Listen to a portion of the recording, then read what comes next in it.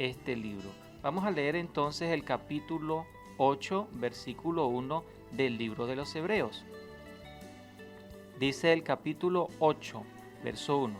Ahora bien, el punto principal de lo que venimos diciendo es que tenemos tal sumo sacerdote, el cual se sentó a la diestra del trono de la majestad en los cielos. El punto principal, dice Pablo, después de toda esta disertación, después de todo pasar el capítulo 1, 2, 3, 4 y hacer todas esas enseñanzas, Pablo nuevamente nos muestra cuál es realmente su propósito para escribir a los hebreos. El punto principal de su carta es querer mostrar a Cristo como el gran sumo sacerdote, que ya los creyentes en Cristo Jesús no teníamos la necesidad de recurrir a un sacerdote humano según la tribu de Leví. No, porque ya existe un verdadero sumo sacerdote con un sacerdocio inmutable, el cual es Cristo. Y no es cualquier sacerdote, porque dice allí que se sentó a la diestra del trono de Dios. O sea, es igual a Dios. En la Escritura, cuando alguien se sienta a la diestra de Dios, nos está diciendo la Biblia que ese ser que se sienta a la diestra es en todo igual a Dios. Por tanto, Cristo Jesús es igual a Dios porque está sentado también a la diestra del Padre. Dice el versículo 2, ministro del santuario y de aquel verdadero tabernáculo que levantó el Señor y no el hombre. Ayer estábamos hablando en la mañana, ayer sábado en la mañana estábamos conversando sobre las 2300 tardes y mañana, y también hicimos una relación hacia el santuario, y vimos que en la tierra habían varios santuarios, el de Moisés, el santuario que construyó Salomón, el que después levantó Nehemías, pero vimos que hay un cuarto santuario, el cual está en los cielos. Y aquí Pablo está haciendo referencia no a los santuarios que habían levantado los hombres de Dios, no, sino al que está en el cielo, aquel verdadero tabernáculo, aquel que creó el Señor, que levantó Dios y no levantó el hombre. En el libro de Apocalipsis, capítulo 14, versículo 20, también podemos ver una referencia al santuario verdadero, el que está en el cielo. Capítulo 14, versículo 20 del libro de Apocalipsis dice lo siguiente. Perdón, el versículo 17, 14, 17 dice: después otro ángel salió del santuario que está en el cielo, que también tenía una hoz afilada. Fíjense acá que la Biblia declara enfáticamente que en el cielo hay un santuario. Y Pablo nos dice aquí que ese santuario es el verdadero santuario. Un santuario no creado por manos humanas, sino un santuario creado por el mismo Dios y Creador. No de esta creación, sino una creación allá en el cielo. Tenemos entonces, según el versículo 1 y 2 de Hebreos 8, que tenemos un tal sacerdote que está sentado a la diestra de Dios en el cielo mismo y que también está ministrando en el santuario celestial, el que está en el cielo, en el verdadero. Muchas personas creen hoy en día que es necesario levantar otro santuario aquí en la tierra, y que es necesario que los sacerdotes levitas que todavía quedan de aquel remanente del pueblo de Israel empiecen a fungir como sacerdotes e intervenir por el pecado del pueblo y ofrecer sacrificios. Pero el apóstol Pablo en esta mañana nos está diciendo a nosotros que eso no tiene ninguna validez, eso no tiene ningún significado ahora para nosotros, porque tenemos ahora el sumo sacerdote en el santuario celestial. Ese es al que tenemos que mirar. Dice el versículo 3 de Hebreos 8, porque todo sumo sacerdote está constituido para presentar ofrendas y sacrificios, por lo cual es necesario que también éste tenga algo que ofrecer. Y él está hablando de Jesús. Todos los sacerdotes ofrecían los sacrificios y las ofrendas para el perdón del pueblo.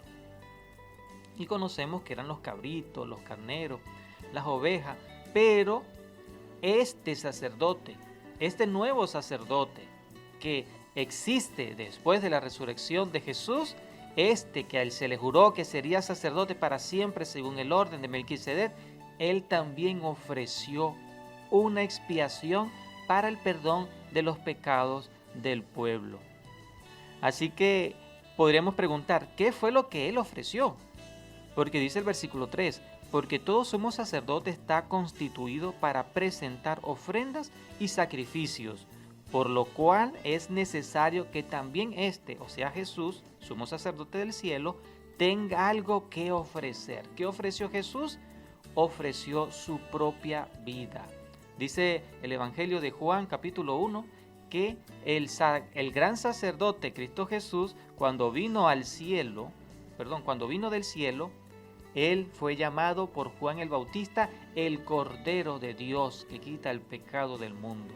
Cristo Jesús se ofreció a sí mismo en expiación por nuestros pecados.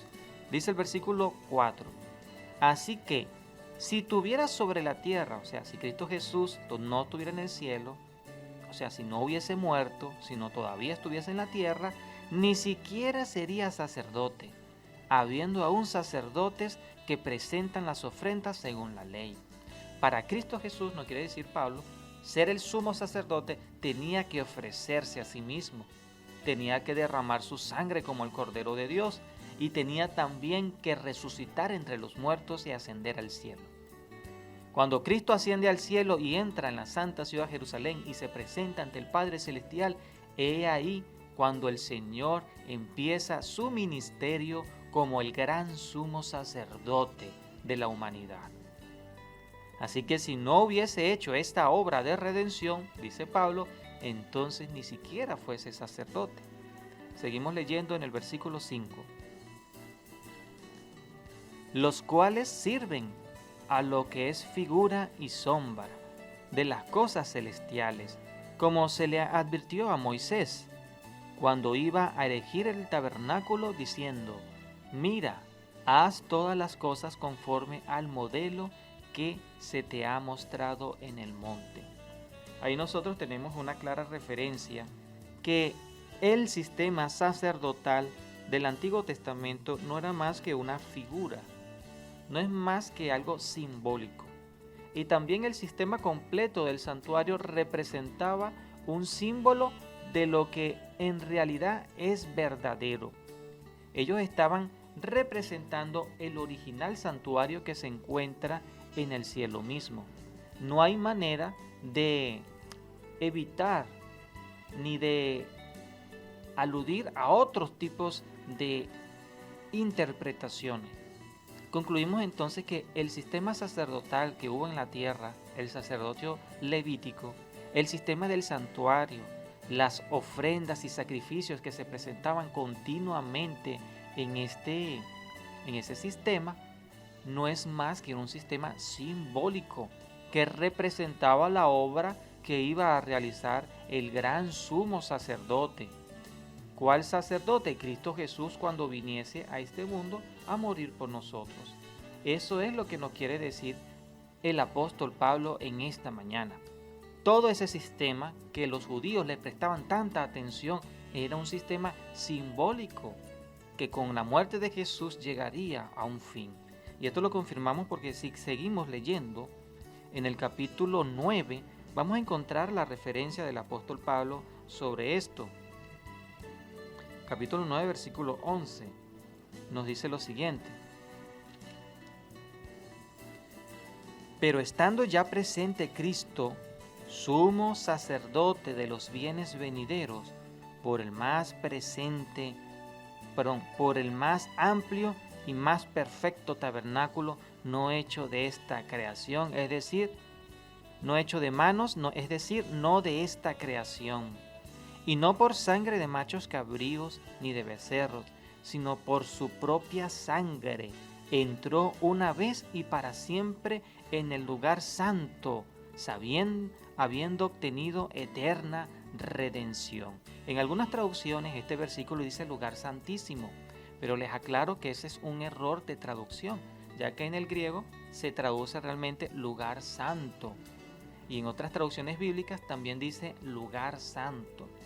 Dado a esto, algunas personas han interpretado que Cristo Jesús, cuando asciende al cielo, entró al lugar santísimo, cosa que es un error, porque la verdadera traducción nos dice que cuando Cristo entró al cielo, entró al lugar santo del santuario, aquel verdadero tabernáculo.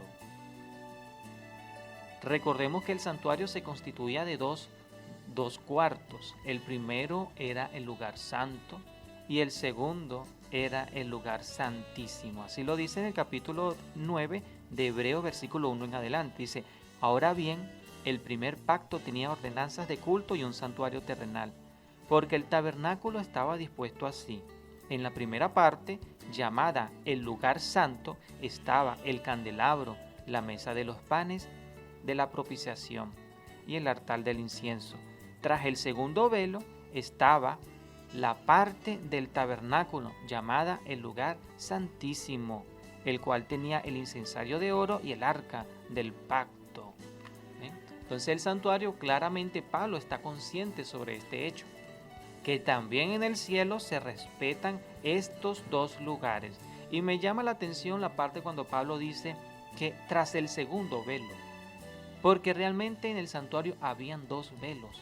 El primer velo nos daba acceso al lugar santo, el primer departamento del santuario, y el segundo velo era el que separaba el lugar santo del lugar santísimo. Cuando Cristo asciende al cielo, nosotros vemos que Jesús entra en el cielo mismo y se presenta ante su Padre Celestial y se sienta a su diestra. Esto está representando la entrada al lugar santo del santuario celestial, donde estaba en la mesa de los panes dos torrejas de pan que representaban el trono del Padre y a la diestra el trono del Hijo, haciendo la intercesión de sacerdote. Así que, mis queridos oyentes, es interesante este tema. El versículo 5 del capítulo 8 dice: lo cual sirven a lo que es figura, el sistema sacerdotal anterior de los judíos y también su santuario, lo cual sirven a los que es figura y sombra de las cosas celestiales. Esas son las realidades. ¿Cómo se le advirtió a Moisés cuando iba a erigir el tabernáculo, diciendo: mira, haz las cosas conforme al modelo que se te mostró en el monte?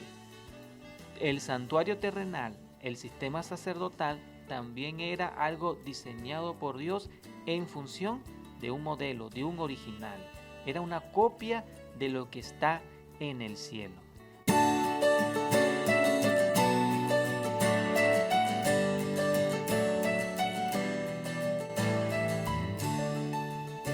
Y estamos de vuelta una vez más en la programación de Entre Líneas. Estamos estudiando el capítulo 8 del libro de los Hebreos. Capítulo 8 del libro de los Hebreos. Hemos visto en la sección anterior que se nos presentó a Cristo Jesús como el sacerdote del verdadero santuario celestial que está en el cielo, y cómo el Señor Jesucristo se sienta a la diestra del Padre Celestial en las alturas, y de esta manera es constituido sumo sacerdote de la humanidad, tanto que si no hubiese hecho su obra de expiación por la humanidad, no fuese el gran sumo sacerdote.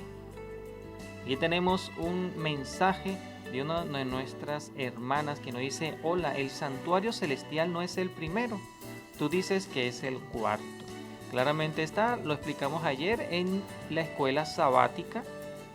Habíamos dicho que según la forma en que nos presenta la Escritura, la Biblia, ella nos presenta al cuarto santuario que está en el cielo. Este es el cuarto santuario que se entiende en la Biblia de su existencia.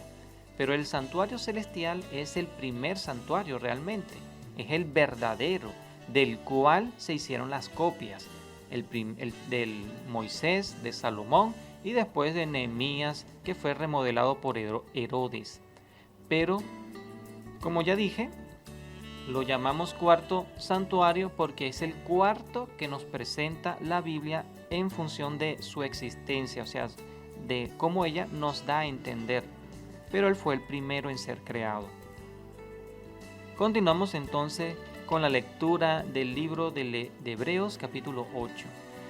Recordamos a nuestros oyentes que siempre nos pueden escribir al 0412-978-0623.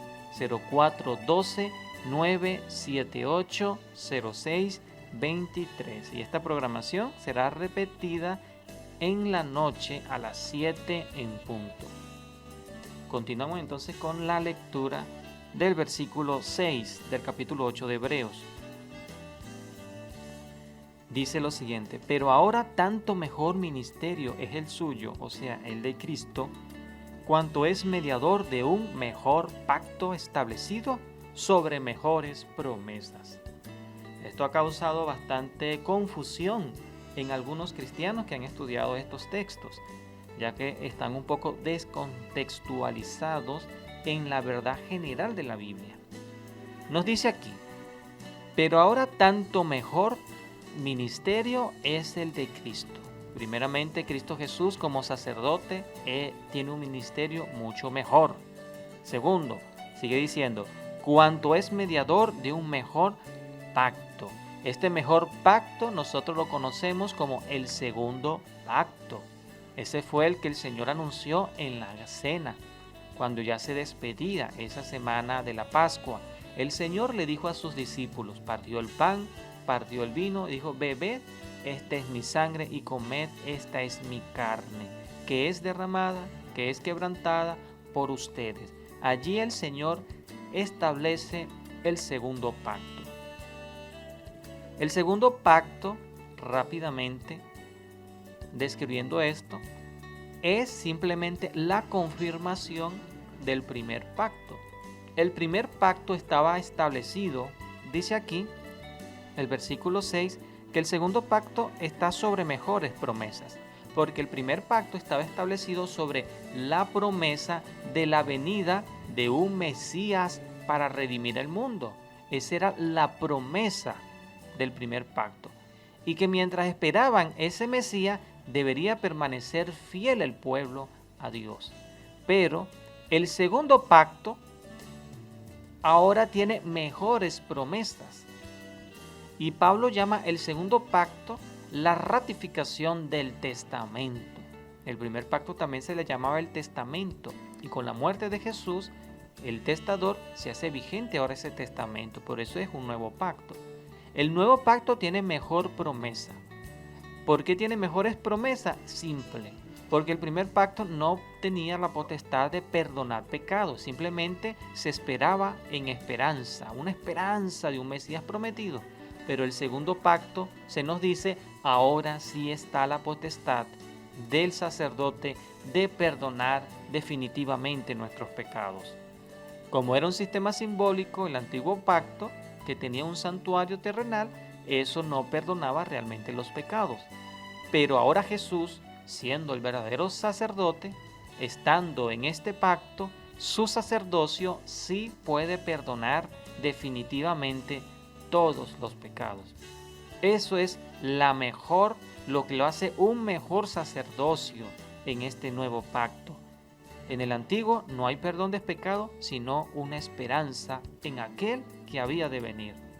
En el nuevo pacto, ahora no hay esperanza en aquel que ha de venir para redimirnos, no, porque ya vino y ahora nos otorgó tras su muerte el perdón de los pecados. Y ahora tiene una mejor promesa, porque la esperanza que tenemos nosotros no es de la obra de redención, sino es de la obra de la recompensa, de la segunda venida y de la vida eterna que Dios le dará a todos sus hijos que vencen en este mundo. Por eso lo hace un sacerdocio mejor, establecido en mejores promesas y mediador de un nuevo pacto.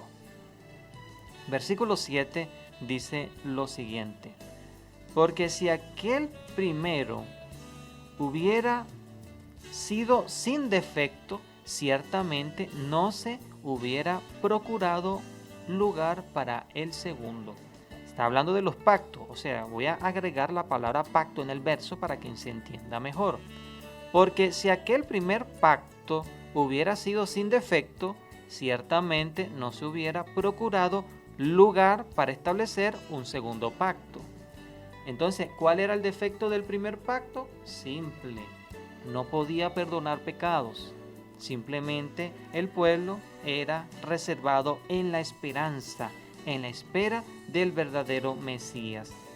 Pero el nuevo pacto sí puede perdonar pecados. Por eso que el primer pacto tenía un defecto, no perdonaba pecados. El segundo sí perdona los pecados. Y esto no está hablando de que en el nuevo pacto se abole la ley de Dios. Para nada, la ley de Dios sigue siendo vigente porque el Señor dijo a través del profeta Jeremías: estableceré con ellos un nuevo pacto, pondré mis leyes en su mente y también en su corazón. Seguimos leyendo el versículo 8. Porque reprendiéndolos dice: he aquí vienen días, dice el Señor, en que estableceré con la casa de Israel y la casa de Judá un nuevo pacto. Ahí nos dice el Señor que iba a establecer un pacto nuevo. Y pasó algo con el pueblo de Israel. Y ya vamos a ver, porque el versículo 9 dice: no como el pacto que hice con sus padres, el día que los tomé de la mano para sacarlo de la tierra de los egipcios, porque ellos no permanecieron en mi pacto y yo me desentendí de ellos.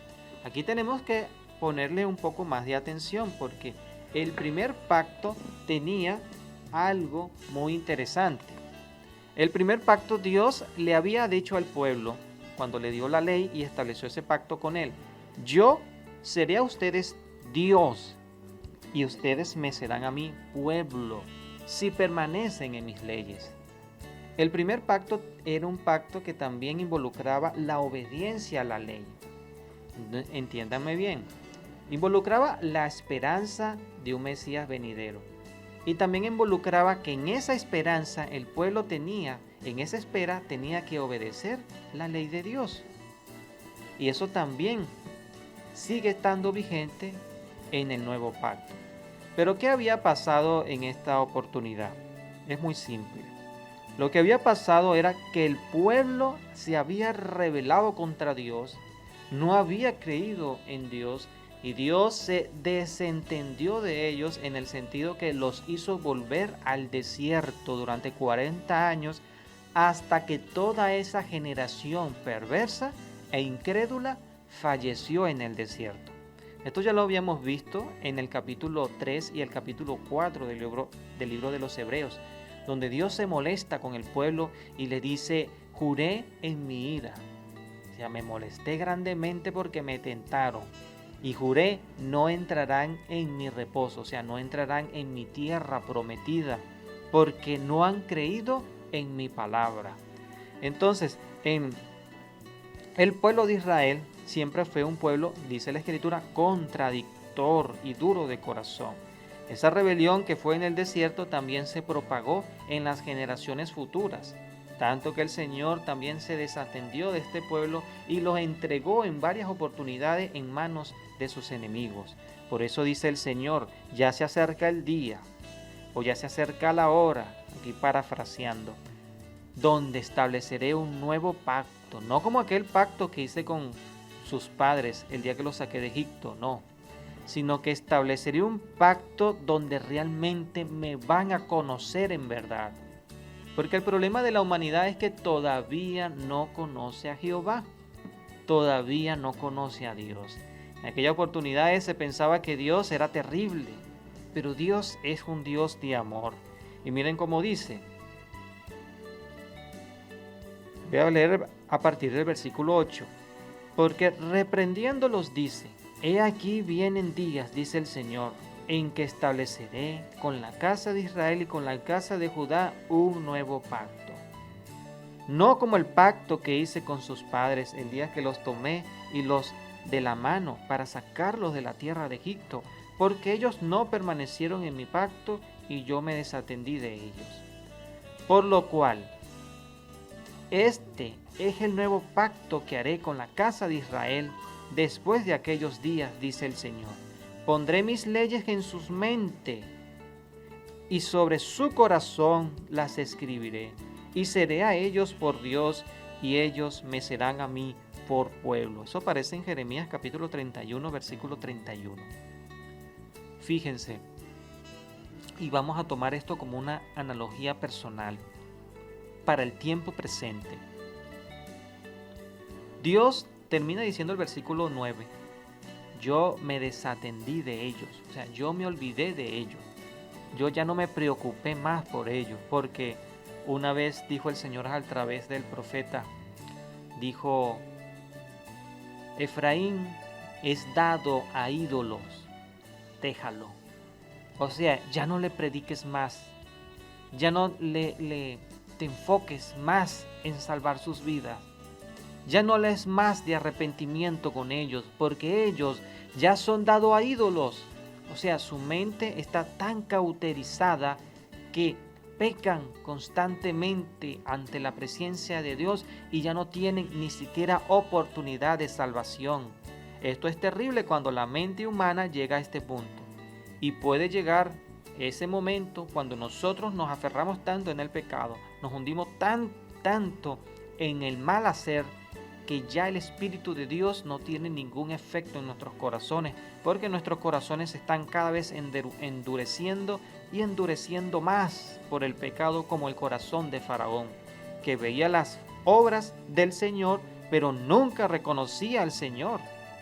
Por eso el Señor dice, cuando el pueblo llegó a este punto, yo me desentendí de ellos. Pero dice, por lo cual este es el pacto que haré con la casa de Israel después de aquellos días. El problema con el pueblo de Israel en aquel tiempo era que había olvidado el pacto de obediencia que había hecho con Dios. No estaban dando en sus leyes. Y por lo tanto tampoco tenían la esperanza del Mesías prometido que salvaría sus vidas del pecado. Pero esto cambiaría con el nuevo pacto, dice el Señor. Este es el pacto que haré con la casa de Israel después de aquellos días, dice el Señor. Pondré mis leyes en las mentes de ellos. O sea, lo que olvidaron lo volveré a traer en su mente para que la disciernan y mediten en ellas. Y sobre su corazón las escribiré para que amemos la ley de Dios. Para eso la escribe en nuestro corazón. Y seré a ellos por Dios y ellos me serán a mí por pueblo. Hagámonos una pregunta, ¿nosotros andamos en la ley de Dios? ¿O estamos siendo como el pueblo de Israel, rebelde y contradictor, y estamos enseñando a otros a que olviden la ley de Dios o que no la cumplan completa? Cuando el Señor dice que en este nuevo pacto en que Jesús está siendo el sacerdote, en este nuevo pacto donde ahora sí se perdonan los pecados, en este nuevo pacto donde tenemos la esperanza de la vida eterna y la segunda venida de Cristo para reinar con Él, en este segundo pacto nosotros tenemos la ley de Dios en nuestra mente, la tenemos en nuestro corazón, o estamos predicando que la ley de Dios fue abolida o que eso era solo para los judíos. Mentiras del diablo, hermano. Tenemos que permanecer firmes porque en este nuevo pacto, dice la Escritura, Él colocará su ley en nuestra mente y en nuestro corazón para que no hagamos como el pueblo de Israel que pisoteaban la ley de Dios.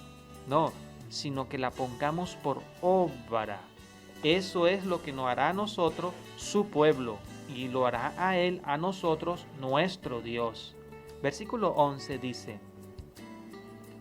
y ninguno enseñará a su prójimo en este nuevo pacto, y ninguno enseñará a su prójimo, ni ninguno a su hermano, diciendo, conoce al Señor, porque todos me conocerán, desde el menor hasta el mayor de ellos. Todos conocerán al Señor en este nuevo pacto. ¿Por qué razón? Es muy sencillo. En aquellos tiempos, antes de la muerte de Jesús, era muy evidente la existencia de tanta variedad de dioses que era prácticamente imposible saber cuál es el Dios verdadero. Los únicos que tenían la verdad del Dios verdadera era el pueblo de Israel, pero se había apartado del mundo y no estaba predicando a ese Dios en el mundo.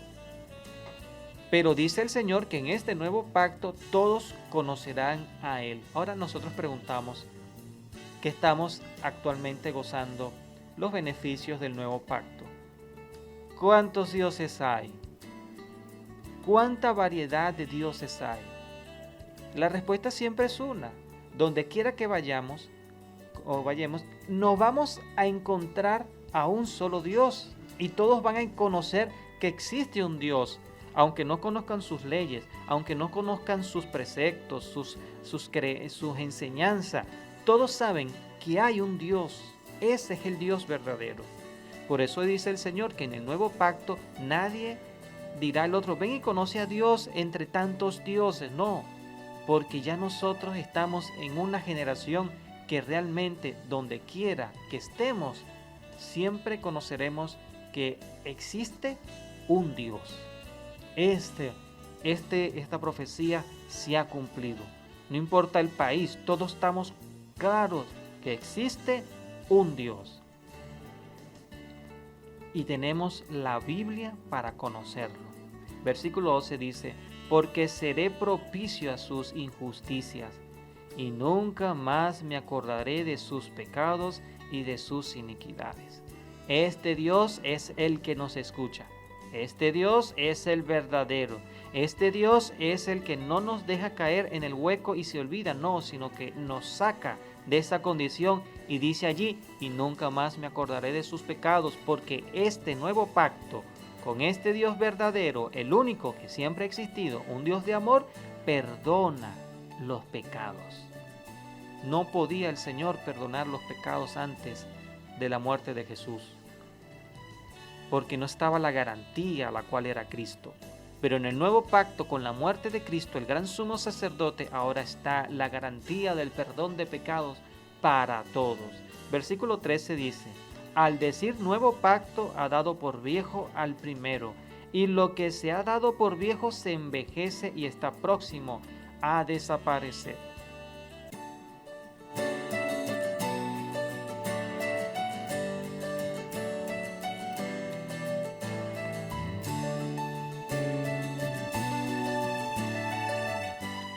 Y estamos de vuelta en la programación de Entre Líneas. Estamos hablando en la sección anterior de los pactos, el antiguo y el nuevo pacto. El antiguo pacto era simplemente una promesa de que había de venir un Cristo en el cual daría su sangre y perdonaría nuestros pecados. Así que ese antiguo pacto tenía ese defecto, no podía perdonar pecados. Pero el nuevo pacto, ya con presente Cristo, puede ahora perdonar nuestros pecados. Ahora, aquí tenemos un mensaje con una pregunta. Dice, buenos días hermano Miguel, Dios le bendiga. Una pregunta, si en el primer pacto no había perdón de pecados, cuando se morían buenos y malos, ¿todos iban a un mismo lugar esperando la llegada de Jesús? Pues la respuesta es muy simple, mi querida hermana y amiga Omaira. Recordamos también a los oyentes que nos están escuchando, que pueden escribirnos al 0412-978-0623. 0412-978-0623. Usted nos puede escribir cualquier preguntita allí y le estaremos respondiendo. Vamos a responder esta pregunta. La pregunta era si, ya que en el antiguo pacto no se perdonaban los pecados, y en el nuevo pacto sí, ¿qué pasaba con todas las personas que morían buenas y malas? Y todos iban a un mismo lugar esperando a Jesús. La respuesta es muy simple y está en la única esperanza que tiene el cristiano ante la muerte. La única esperanza que tiene el cristiano ante la muerte es la resurrección de los muertos. No hay otra esperanza. Hay creencias que dicen que cuando el hombre muere, asciende al cielo si es bueno o asciende al infierno si es malo. Hemos hablado eso en otras oportunidades y ya hemos corregido esa creencia. Realmente esa creencia no es bíblica. Dice, por ejemplo, en el capítulo 12 del libro de Daniel, lo siguiente. Dice en el capítulo 12, vamos a leer el versículo 1 y 2 del libro de Daniel. Dice, en aquel tiempo, que es el tiempo del fin, la última gran tribulación, se levantará Miguel, el cual es Jesús, el gran príncipe que está de parte de los hijos de tu pueblo. Y será tiempo de angustia, el cual nunca fue desde que hubo gente hasta entonces. Pero en aquel tiempo será libertado tu pueblo, todos los que estén escritos en el libro de la vida.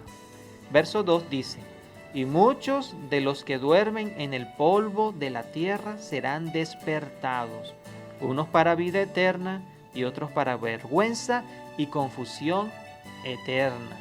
Fíjense este punto muy importante que nos está diciendo el libro de Daniel. Cuando se levanta Miguel, realmente está hablando de la segunda venida del Señor Jesucristo en poder y gloria. Cuando Cristo Jesús viene en poder y gloria, dice aquí el versículo 2, que los que duermen en el polvo de la tierra serán despertados, unos para la vida eterna y otros para la confusión y perdición eterna. Esto es respuesta a esa pregunta. Cuando las personas mueren, tanto en el antiguo como en el bajo o en el nuevo pacto, ahí todos van a un mismo lugar. Ninguno va al cielo, ninguno va al infierno. Todos están esperando la venida del Señor Jesús, donde serán despertados por medio de la resurrección. Por eso que dice ahí, serán despertados del polvo de la tierra. En el capítulo 9 del libro de Eclesiastés, capítulo 9, versículo 4 al 6 y versículo 10 dice lo siguiente. Dice, aún hay esperanza para todo el que está entre los vivos, porque mejor es perro vivo que un león muerto. Porque los que viven saben que han de morir, pero los muertos nada saben, ni tienen más paga, porque su memoria es puesta en el olvido. También su amor, su odio, su envidia, perecieron ya y nunca más tendrán parte en todo lo que se hace debajo del sol. Esto quiere decir que los fantasmas no existen. No existen fantasmas, y si alguno vio un fantasma, no es más que el enemigo tratando de echar por tierra la verdad de Dios. Pero la Biblia nos está diciendo en estos versos que cuando una persona muere, sea buena o sea mala, todos van a un mismo lugar, al polvo de la tierra. Sus pensamientos, su odio, su amor, su envidia, todo pereció, dejó de existir. ¿Y cuándo vuelve a existir? No es en el nuevo pacto después de la muerte de Jesús, no. Es cuando Cristo Jesús venga en poder y gloria y levante de las tumbas a los muertos. Por eso dice el versículo 10 de Eclesiastés 9, todo lo que te venga a la mano para hacer, hazlo según tus fuerzas, porque en el Seol, o sea, en la tumba o en la muerte, a donde vas, no hay obra alguna, no hay trabajo, no hay ciencia y tampoco hay sabiduría. Cuando nosotros morimos, hasta ahí llegó todo. Pero Dios no es Dios de muertos, porque el Señor sabe que los que mueren en Él no están muertos realmente, sino que están durmiendo. Están durmiendo, y cuando Jesús venga en poder y gloria, los despertará. Les dará nuevamente vida y vida eterna, y reinaremos con el Señor. Así que en el antiguo pacto, todos los que morían iban a un mismo lugar, el polvo de la tierra. En el nuevo pacto, todos los que han fallecido van a un mismo lugar, al polvo de la tierra. Pero cuando venga Jesús, Él los resucitará a todos. Por eso dice el libro de Primera de Tesalonicenses, capítulo 4, verso 16, que el mismo Señor descenderá del cielo con poder y gloria, con la voz de arcángel, con mandato de Dios, y los muertos en Cristo, o sea, los que duermen en Jesús, resucitarán primero. Seguimos entonces el estudio de Entre Líneas. Habíamos leído capítulo 8, versículo 13, que dice, al decir nuevo pacto ha dado por viejo al primero, y lo que se ha dado por viejo y se envejece está próximo a desaparecer. Y muchas personas dicen, esto se está refiriendo es a la ley de Dios. La ley de Dios está abolida. No, lean el contexto. Estamos hablando de el santuario celestial y el sumo sacerdote, el cual es el verdadero, no como los sacerdotes y el santuario que estaba en la tierra, que eran solamente figura y sombra de lo real, de la realidad, de lo verdadero. En el capítulo 9 vamos a tener que estudiar una pequeña parte en esta última sección de Entre Líneas, capítulo 9, versículo 1 al 7, para entender bien este contexto. Nos dice que es lo que estaba pronto por desaparecer ese antiguo pacto. ¿Qué es lo que involucraba? Dice, verso 9, ahora bien, el primer pacto tenía ordenanzas de culto y un santuario terrenal. ¿Qué era lo que iba a desaparecer? Las ordenanzas de culto y el santuario terrenal. Esto era lo que iba a desaparecer de ese antiguo pacto, iba a abrir el paso al nuevo pacto, donde el santuario era el que está en el cielo y el sacerdote es el que está en el cielo sentado a la diestra de Dios. Verso 2 dice, porque el tabernáculo estaba dispuesto así. En la primera parte, llamada el lugar santo, también estaban el candelabro, la mesa de los panes de la proposición. El candelabro, la mesa y los panes de la proposición.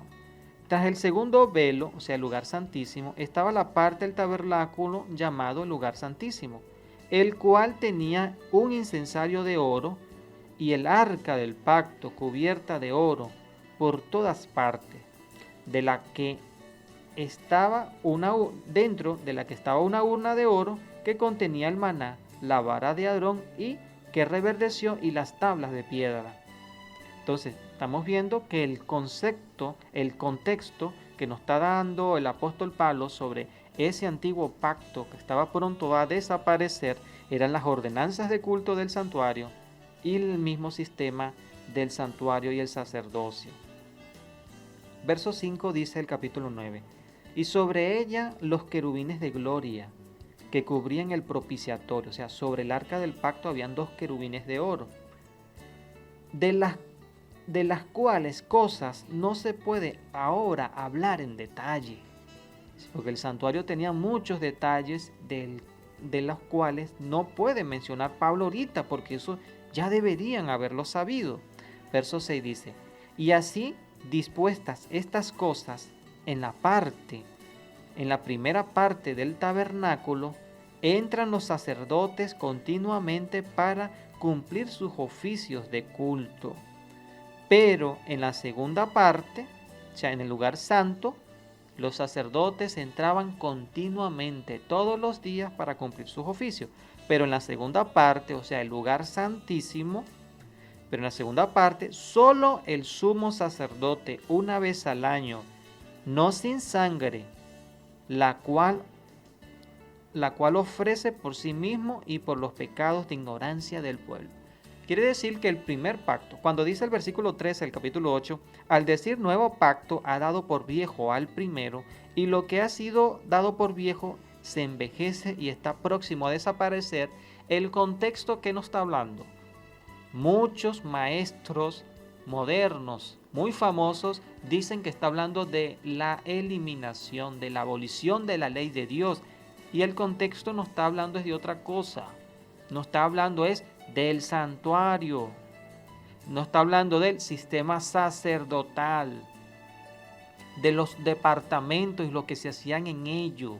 Eso es lo que nos está hablando, que eso era, según lo dijo Pablo en el capítulo 8, pertenecía al antiguo pacto y era simbólico porque representaba al verdadero santuario y al verdadero sacerdote que están en los cielos, en el cual pertenecen ellos al nuevo pacto. El nuevo pacto no tiene nada de símbolo, sino que es la realidad. Y en el antiguo pacto dice el versículo 6 que en el lugar santo entraban los sacerdotes comunes a hacer todas sus obras y también el sumo sacerdote. Pero en el lugar santísimo una vez al año entraba el sumo sacerdote para hacer una obra de purificación. Y esto no entraba sin sangre, no, tenían que entrar con la sangre para el perdón de los pecados del pueblo. Dice el versículo 8, dando el Espíritu Santo a entender con esto que aún no se había manifestado el camino al lugar santísimo. Y aquí se traduce también lugar santo. Recordemos que el lugar santísimo a veces es mal traducido en el libro de Hebreos.